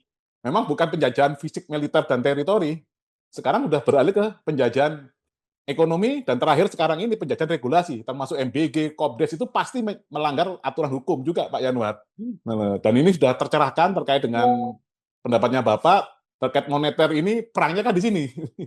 Dan ini juga nyambung dengan ini dari teman saya ada di Belanda, barusan ngirim video namanya dari Ronald Bernard, itu dari timnya Elite Global, membocorkan bahwa ternyata yang membuat aturan ini ya, aturan moneter dunia itu orang Belanda, orang Den Haag, Pak Yanwar. Itu aturannya tahun 1930. Jadi kan ini kan mendekatin 1945 kita merdeka tapi kita udah dijerat secara ekonomi ini. Cuman yang saya salut juga ini sama dengan Pak Januar ya, ini kan Indonesia ini kalau secara fiskal dan moneter kan kalau sakit ini stadium berapa Pak kalau kanker ini Pak Januar? Ya sebetulnya sih kalau menurut saya kalau saat ini sebenarnya juga fiskal itu kan udah tampak ya, gitu loh. Iya. Jadi artinya gejala-gejala ini udah kelihatan. Tapi kan kalau kita menyanggah terus stadiumnya akan naik gitu ya. Iya. Stadiumnya akan naik kan sebetulnya terkait dengan juga tekanan eksternal ya. Jadi tekanan eksternal ini tekanan dari US dollar ini kan mencerminkan itu. Jadi Iya. mencerminkan bahwa eksternalnya menekan dengan lebih ini loh. Jadi kan peningkatan stadiumnya juga akan lebih tinggi. Jadi kurang lebih kan gini loh Mas, kurang lebih misalnya saya sakit gitu ya. Kemudian saya menganggap kasih saya doping gitu loh. Anggap aja gini deh. Anggap aja supir nih gitu ya, nyupir truk gitu. Nyupir truk ini saya ngantuk. Tapi kalau saya ngantuk nggak ada pertumbuhan, saya nggak dibayar. Iya. Ya kan? Saya minumlah minuman energi. Wah, segar saya. Tapi tahu-tahu doping yang menyegarkan saya di depan membuat saya ya kena ginjal. ya kan, nah kurang lebih kan begitu ya. Kurang lebih begitu. Jadi artinya bahwa sekarang kita tuh menganggap bahwa saya gini nih, tapi kan ekonomi nggak boleh melambat. Kalau saya kurangin SPPG, yang nanti terjadi krisis, yang tadinya teman jadi oposisi, kurang lebih kan begitu. Iya. Nanti kalau saya misalnya KDMP, wah nanti di desa balik ke saya. Kalau saya misalnya juga otak-atik harga subsidi, oh nanti masyarakatnya protes ke saya. Saya gitu, ya udah. Ya tapi ini hanya ada doping. Dopingnya itu apa? Utang. Ngambil deh Pandabon kan katanya gitu kan, hutang ilmuwan. Nah, kurang lebih ini sama kayak analogi saya tadi, Mas. Iya. Tubuh kita sudah mengirimkan sinyal bahwa kita ini ada masalah dengan kesehatan, tapi kita memaksakan melawan itu. Iya. Kita beli obat yang harganya lebih mahal dalam US dollar, tetap kita makan. Yang ada kan seperti cerita minuman energi tadi. Iya. Jadi menurut saya kalau pertanyaan Pak Rinto tadi, stadium berapa? Ya stadium ini akan tambah parah kalau kita memaksakan keadaan. Siap. Jadi kalau kita terus memaksakan keadaan ya menurut saya. Ya. Maksud saya yang saya katakan gini Pak, ini kan kalau andaikan kanker sampai stadium 4 ya, kita kan sudah stadium 3 menuju ke 4 nih. Cuman yang sakit ini kan diberitahu kan nggak mau Pak. Ini saya sehat-sehat aja kan gitu Pak. Ini kan itu kan kontradiksi yang sangat luar biasa. Ya, ini saya mohon izin share ini Pak. Ini penelitian kami dari Ikatan Wajib Pajak bekerja sama dengan Sekolah Negarawan, kami bikin penelitian terkait dengan kondisi bangsa tadi. Ini coba saya ini. Dan mungkin nanti kita akan mungkin banyak diskusi Pak setelah kita podcast kali ini. Ini Bapak layak ini Pak untuk memikirkan ke depan karena nanti perangnya itu akan memang perang globalisasi gitu loh. Bahkan kita jangankan globalisasi, modernisasi saja kita belum siap gitu Pak. Kampus-kampus itu yang saya lihat itu tidak melakukan riset yang berguna untuk kemajuan negara ini. Terutama di bidang teknologi itu Pak Yonas. Saya izin share screen Mas Awan ya. Sekilas saja nanti sekilas.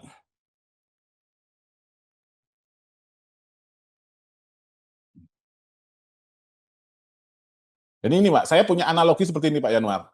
Ya. Nah ini nanti bisa disanggah atau apa ini Pak. Jadi kondisi kita saat ini seperti ini Pak Yanwar. Jadi ini rakyat, ya ini sebagai saya analogikan mantan istri, janda, diceraikan oleh MPR itu sejak amandemen ketiga tahun 2001. Nah, sejak amandemen ketiga 2001. Nah, itu Nah, sejak amandemen kita kan tahun 2001. Lah itu kedaulatan di tangan rakyat dijalankan oleh Undang-Undang Dasar. Akhirnya MPR di sebelah sini Pak Yanuar, Mas Awan. Lah ini mereka menjadi satu dengan pemerintah ini sebagai asisten rumah tangga yang seharusnya asisten rumah tangga sekarang menjadi istri barunya MPR. Nah, pernikahan yang tidak seharusnya ini dilindungi oleh DPR. Nah, selaku pengawas asisten rumah tangga dan partai politik. Ini yang di kontennya Pak Yanuar saling sandra antar parpol ini di sini. Juga dilindungi oleh kaum ini satpam dalam yaitu Polri dan TNI. Dan ini dibiayai juga oleh oligarki. Nah, ini juga dilindungi juga kaum cendekiawan, para ekonom, misalkan para intelektual, kaum rohaniawan yang sekarang dikasih proyek tambang itu Pak Yanuar, terus kaum budayawan. Nah, ini juga ikut ini Indonesia sehat-sehat saja. Tadi kan udah seharusnya Stadium 3 ngomong sehat-sehat terus kan Pak Yanuar. Ya. Nah, ini kan dipompa dengan utang luar negeri yang saya gambarkan. Ini saya inspirasi dari podcast Bapak. Nah, ini yang paling besar kita kan ke Cina dan Amerika. Nah, ini yang memperkosa rakyat Indonesia, Pak. Utang kita ke Cina itu juga dibayar mahal dengan sumber daya alam kita yang lari ke sana, Pak Yanuar. Ini itu saya lihat di Maluku Utara itu, wah, bahkan pernah saya lihat itu kapal kargo bisa ngangkut ini tenaga kerja asing ini, Pak Yanuar. Itu pakai manifestnya nanti adalah salah satu maskapai itu saya menyaksikan sendiri waktu di sana.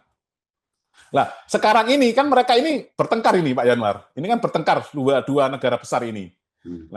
Nah, ini akhirnya pemerintah ini kan bingung ini Pak. Ini mau ke Amerika atau mau ke Cina kan ini kalau ke Cina otomatis Amerika marah kan itu Pak. Ya. Betul Pak ya benar ya. Ya. Nah, ya. Ini nanti inilah problematik secara gambaran analogi struktur ketatanegaraan kita ini berdasarkan amandemen keempat Undang-Undang Dasar ini Pak Yanuar. Dan fiskal moneter kita itu ke luar negeri ternyata itu ada di konstitusi kita pasal 23 C kalau D. Negara membutuhkan suatu bank sentral yang diatur oleh undang-undang. Di dalam undang-undang dikatakan bahwa bank sentral ini harus independen. Tidak boleh ada campur tangan pemerintah. Ini kan lucu, Pak. Sementara kita menganut sistem presidensil, kepala negara dan kepala pemerintahan jadi satu.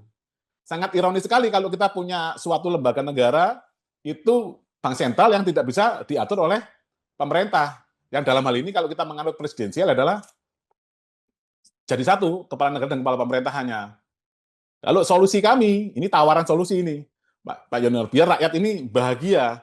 Kita harus membentuk MPR baru untuk menikahkan rakyat kembali. Nah, yang kita analogikan ini istri dan suami, tapi MPR-nya bukan dari partai politik, Pak Yanuar. MPR-nya dari intelektual, rohaniawan, budayawan, dan dari militer. Tapi militernya yang sudah purnawirawan. Yang sudah purnawirawan, bukan yang pegang senjata. Nah, nanti seperti inilah MPR. Pak Yanuar ini sebagai ekonom ini harus memikirkan kondisi ini yang paham fiskal dan moneter ini. Pak Yanuar. Barulah di sini kita bedakan pemerintah yaitu presiden ini di luar keluarga kita. Keluarga negara ini ada suami, istri dan anak. Nah, ini barulah jadi orang luar, dia memang TKI 1 atau pembantu rumah tangga nomor 1, kepala pemerintahan yaitu presiden, terus ada DPR selaku pengawas ART dan partai politik ini adalah jasa agen ART, Pak Yanuar. Ini yang tugasnya dia ini mencari calon kepala pemerintahan yaitu presiden dan anggota DPR RI tapi diseleksi di MPR ini Pak Yanuar. Jadi nanti debatnya itu bukan di kayak KPU itu. Ini seleksinya sangat luar biasa. Di sini harus ketat karena wakilnya rakyat mandataris rakyat di MPR ini sudah terdiri dari 4 pilar penjaga kedaulatan rakyat, yaitu kaum intelektual, rohaniawan, budayawan dan militer. Ini yang gambaran ini solusi untuk menyelesaikan tadi bottleneck di politik itu Pak Yanuar. Kalau yang Bapak paparkan tadi saya sepakat, itu sangat benar dan ternyata kita memang belum pernah benar-benar merdeka Pak Yanuar. Sejak mulai tahun 45 itu, bahkan saya sudah tahun ini aja saya 2 kali ke Belanda Pak Yanuar. Saya sudah banyak ada tim kita di sana juga. Nah, bahkan konsep kami ini yang saya bawa ini sudah kami serahkan juga ke Pak Mahfud MD juga. Ada juga kemarin Ketua Komisi 13 dari Mas, siapa yang namanya kemarin itu, Mas Rizky atau apa, itu dari Partai Demokrat. Jadi mungkin nanti kita akan banyak ini diskusi di luar ini dengan Pak Yanuar terkait bahwa kita harus solidaritas internal ini Pak Yanuar, kalau pemikirannya. Karena kalau enggak, kami wajib pajak yang akan dikorbankan. Karena sekarang di Jawa Timur kemarin ada 3.163 rekening yang diblokir. Barusan ini Pak Yanuar. Mas Awan. Nah, terus belum lagi restitusi yang ditahan. Terus terkait dengan sumber daya alam kita, terutama batu bara Pak Yanuar, itu riset dari IWPI mengatakan bahwa ternyata batu bara ini itu justru restitusi yang paling besar itu adalah perusahaan batu bara Pak Yanuar. Karena batu bara ini sejak Undang-Undang Cipta Kerja, ya tahun 2022 Mas Awan ya, Undang-Undang Cipta Kerja, itu batu bara dan sumber daya alam mineral ini Pak Yanuar, yang dulunya bukan BKP, bukan barang kena pajak, itu dijadikan BKP Pak Yanuar. Barang kena pajak. Lah, efeknya apa? Karena ini barang kena pajak dan ini lebih banyaknya ke luar negeri, yang ternyata di Undang-Undang PPN itu kalau barang itu ekspor itu PPN-nya 0, DTP ditanggung pemerintah, akhirnya restitusinya naik Pak Yanuar. Itu 1 tahun dari sumber daya alam mineral ini, itu saya hitung bisa sampai 225 triliun restitusi dari pengusaha tambang. Jadi ini yang kaya semakin kaya. Menyambung dengan penjelasannya Bapak, tadi yang punya uang di atas 5 miliar, tambah kaya terus. Karena justru dia udah harganya tinggi, tapi PPN-nya 0, nggak bayar PPN, tapi malah dapat restitusi. Karena semua pembeliannya, karena dia BKP, semua pembeliannya beli traktor, beli tenaga kerja, misalkan outsourcing, itu PPN-nya bisa direstitusi.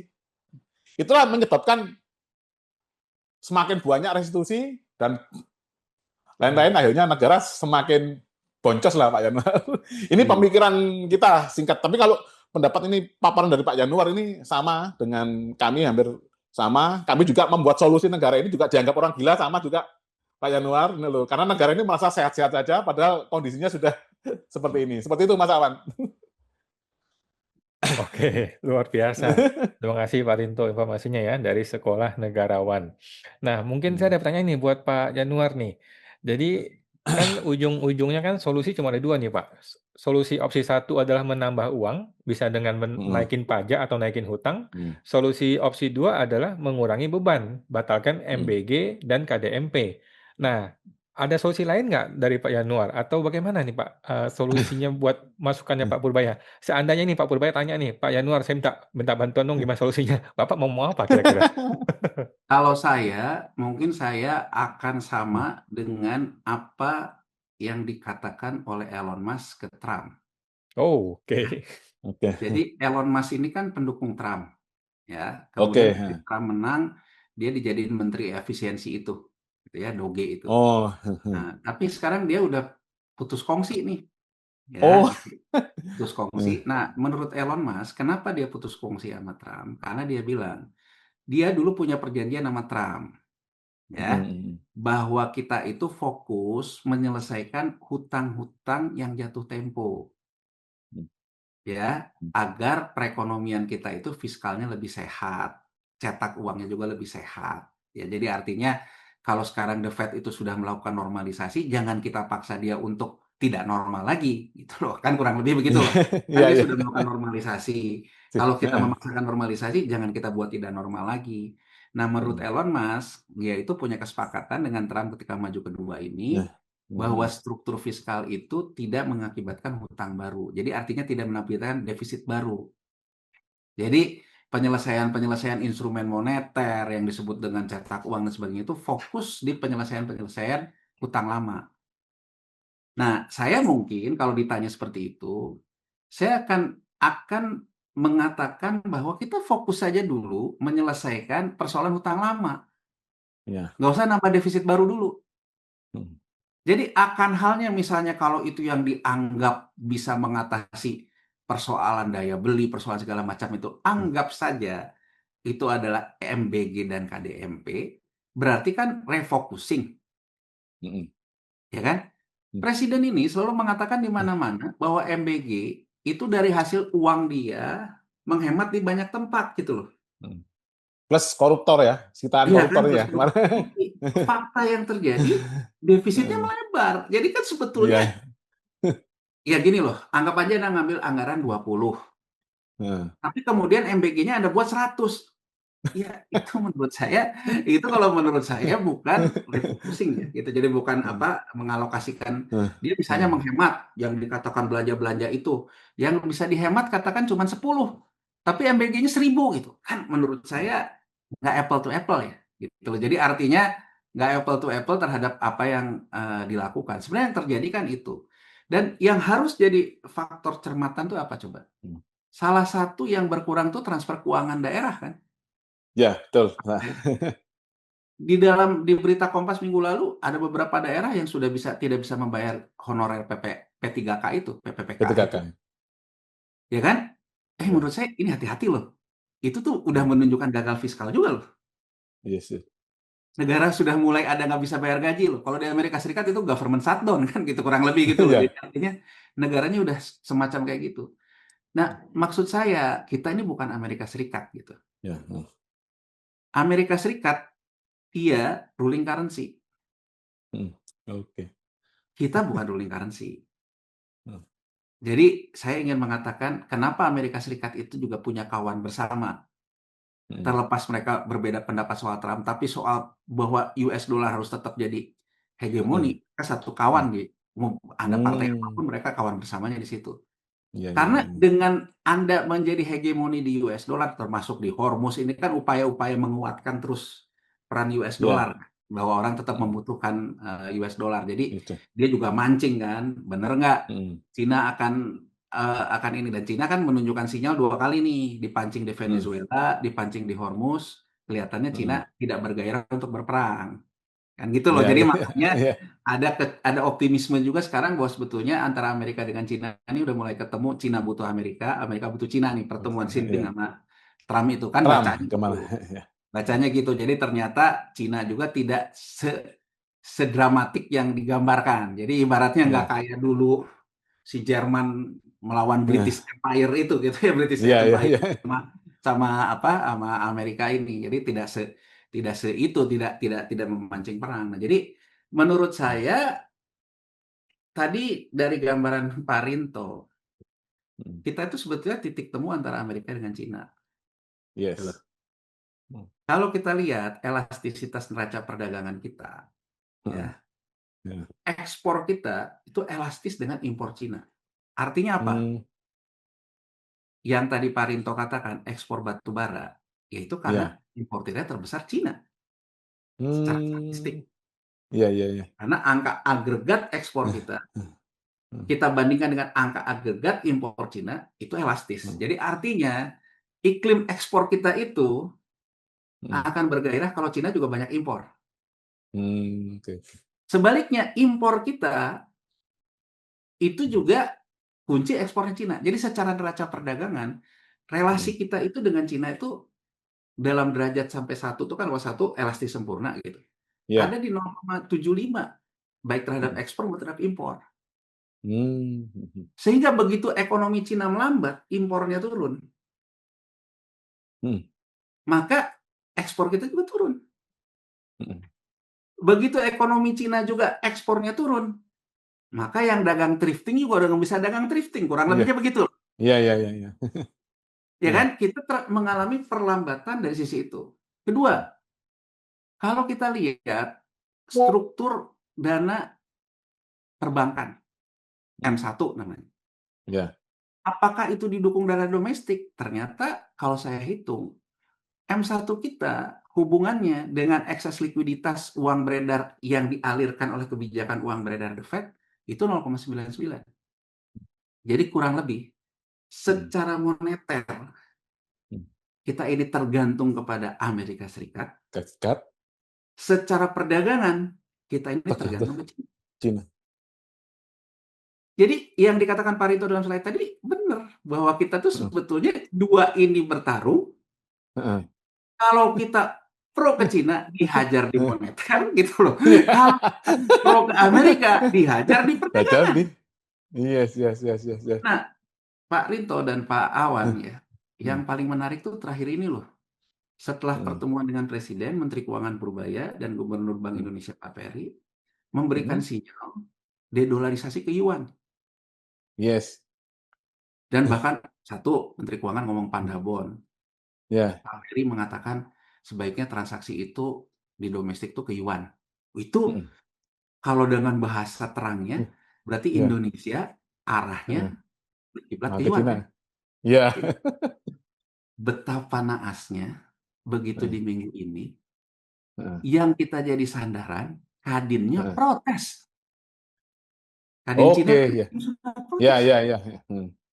Mas Indra Heeh, bisa bayangin nggak? Kita sudah heeh, ibaratnya itu ke Skoci, Skocinya heeh. sendiri protes. Protes. Iya Heeh. nggak? Karena memang banyak Kalau- pengusaha Cina lagi diperiksa pajak, Pak. Itu Iya. beneran, Pak. Heeh. Dan kemudian US dollarnya sendiri memberikan Hmm. sinyalnya protes ke pasar terus sampai Ya, 17.500. betul. Ya, Jadi ya, ya. intinya adalah, Heeh. mohon maaf nih, ini kan kalau kita Ya, baca dari dua sinyal ya, pasca itu, ya, seolah-olah ini mau ke kanan, mau ke kiri, kanan kiri oke, akhirnya kiri nggak oke, hmm, kanan nggak oke nih persoalannya. ya, hmm, Iya nggak?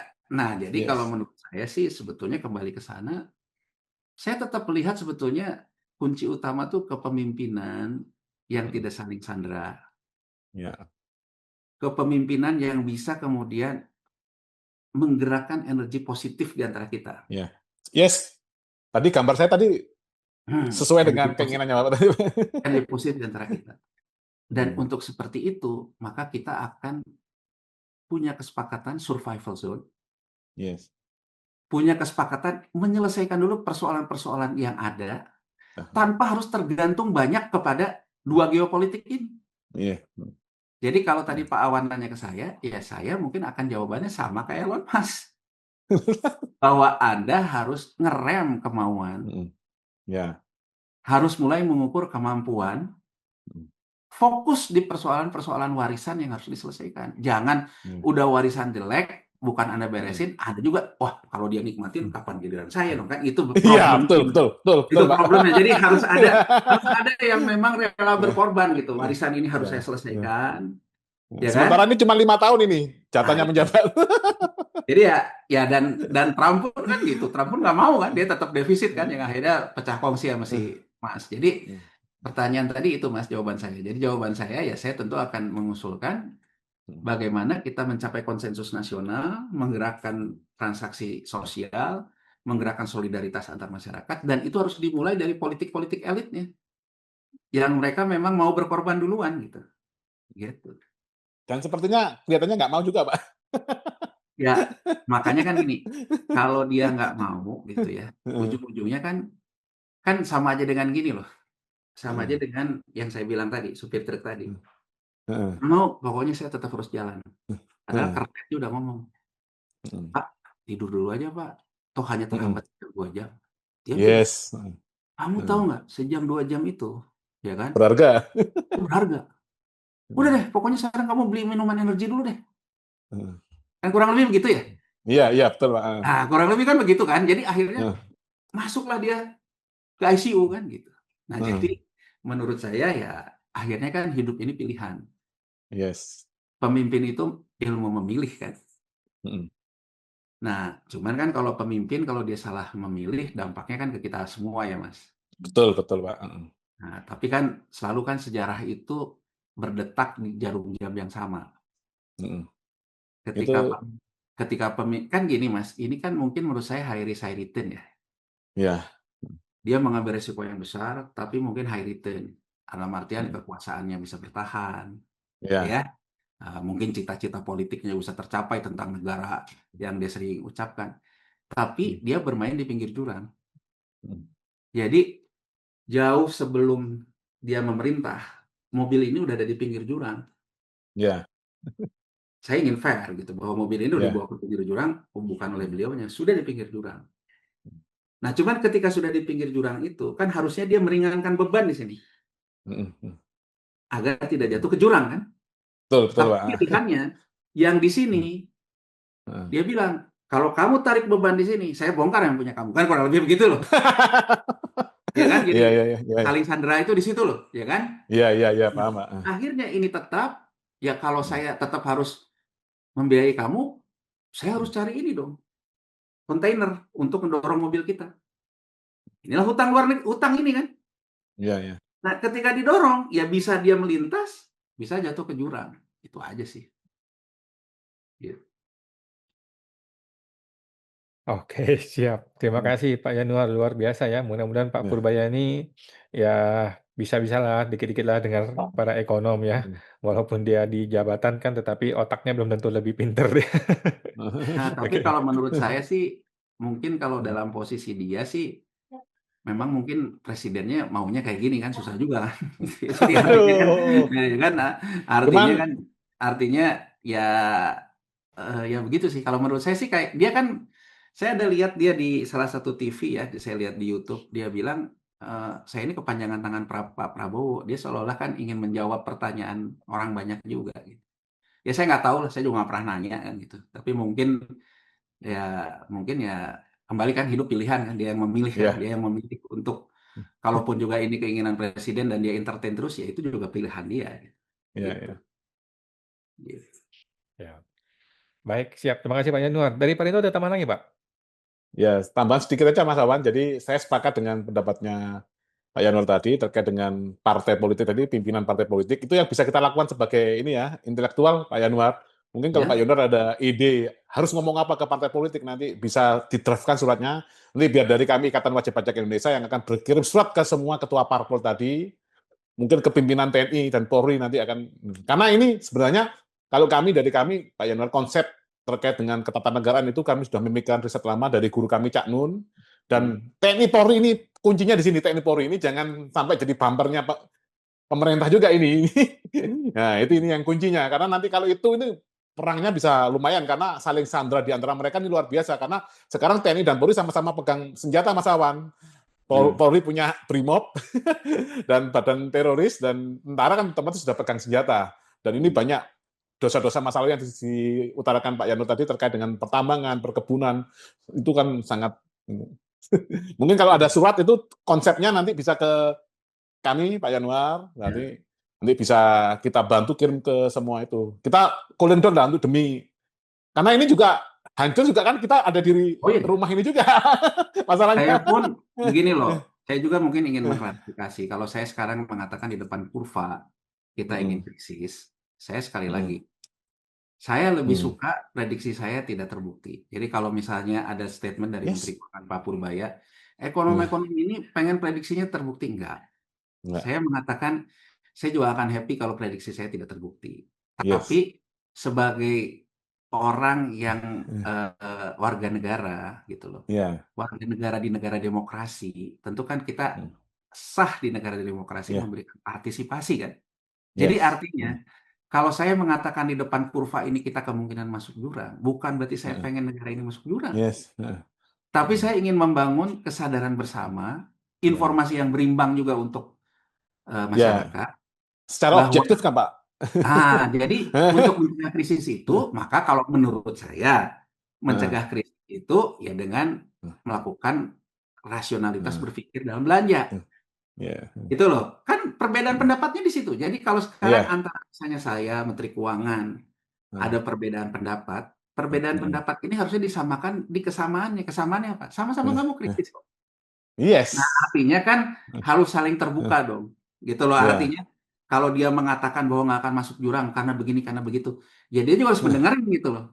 Kalau ke situ, kalau jurang. Sebagai informasi Pak Yanuar, kami sebagai Ikatan Wajib Pajak Indonesia pernah bersurat ke Kemenkeu Mas Awan ya. Pernah kita kontenkan juga di podcast. Pingin tahu sih hutangnya real itu kemana saja, dan kami sebagai pemilik kedaulatan rakyat pingin tahu utangnya berapa dan kemana dan dalam bentuk ini mata uang apa itu Pak Yanuar. Itu nggak mau memberikan Kemenkeu sampai sekarang Pak Yanuar. Jadi data yang kita peroleh itu juga kan datanya kan kita nyari-nyari sendiri kan, bukan data real dari resmi berdasarkan alat buktinya. Itulah ya kurang lebih gitu. Oke, siap. Baik, terima kasih Pak Rinto, makasih Pak Yanuar, luar biasa ya. Hari ini podcastnya sangat istimewa. Kita masih banyak nih yang pengen kita diskusikan dengan Pak Yanuar. Mungkin di lain kesempatan kita minta waktu beliau lagi. Oke. Baik, terima kasih Pak Yanuar, terima kasih Pak Rinto. Ya. Kita jumpa lagi Pak di waktu Ya, lain. Terima sama. kasih Pak, terima kasih Pak. Mari, Makasih. sampai.